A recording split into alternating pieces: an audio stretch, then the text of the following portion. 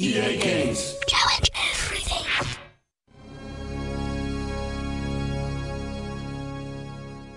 Need for Speed Underground, le jeu de street racing du début des années 2000 qui remènera à coup sûr de super souvenirs à une génération tout entière.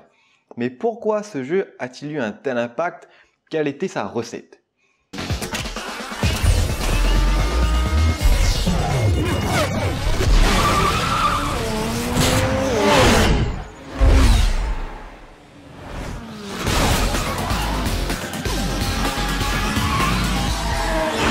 Si on regarde de plus près, on peut penser que ça fait un peu Jackie. Et oui, dans ce jeu, on pouvait tout modifier, des jantes au pare-choc en passant par les néons et les vinyles.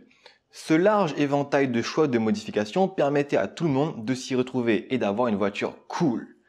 Sans compter le panel de voitures qui était quand même bien fourni pour un jeu de l'époque, mais les modifications et les voitures à gogo, on les retrouve aujourd'hui dans des jeux comme The Crew ou le dernier Need for Speed. Alors pourquoi ont-ils moins de succès? L'époque. Need for Speed Underground a été lancé en 2003. Vous savez ce qui est aussi sorti en 2003? Exactement, Fast and Furious 2. C'était le moment idéal pour une franchise de street racing de surfer sur la vibe tuning et import qui a été rendue populaire grâce au début de la saga Fast and Furious. En jeu, on pouvait se construire la S34 de Brian ou une Golf avec un aileron. Oui, bon, il en faut de tout pour faire un monde, hein. La musique. Attention, vague de nostalgie dans 3, 2, 1.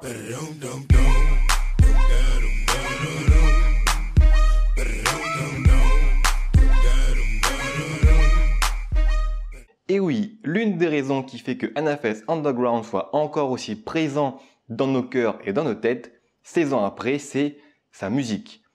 On y retrouve un répertoire varié allant du hip-hop au métal en passant par du rock. Autant dire que quand tu déclenches ta nitro à 300 dans une ruelle de 5 mètres de large, c'est pas avec du Beethoven que tu vas t'enjailler.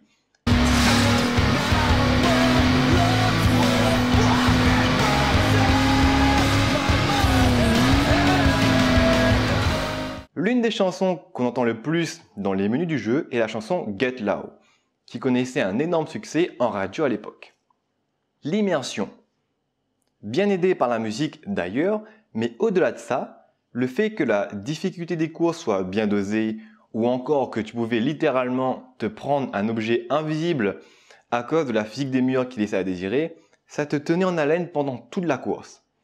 Le mode histoire, même s'il était assez basique, proposait différents types de courses qui étaient presque des modes de jeu à part entière. Le drift, où la physique change carrément et où tu as la capacité de faire glisser ta Civic comme si c'était une propulsion et où tu pouvais te retrouver à 0 point alors que tu avais fait un drift méga colossal mais que tu avais frôlé le mur. Et le drag, où tu dois faire attention au passage de rapport, user de l'aspiration pour remonter sur les concurrents et prendre des sauts bien placés pour gagner. Enfin bref, Need for Speed Underground a connu un succès phénoménal. Sorti sur GameCube, PlayStation 2, Xbox, PC et même Game Boy Advance, il s'est vendu à plus de 10 millions d'exemplaires, contre seulement 2 millions pour le précédent NFS, Poursuite Infernale. Le concept de street racing a évolué avec le temps. Peut-être que pour un jeu réussi aujourd'hui, il faut rajouter des versions TDI avec des voitures qui fument noir. Et vous, qu'en pensez-vous? Aimeriez-vous voir un Underground 3? Et avez-vous des anecdotes à nous raconter sur vos moments passés devant NFS Underground? On compte sur vous pour nous dire ça en commentaire. Sur ce, à la prochaine et en attendant, plein gaz!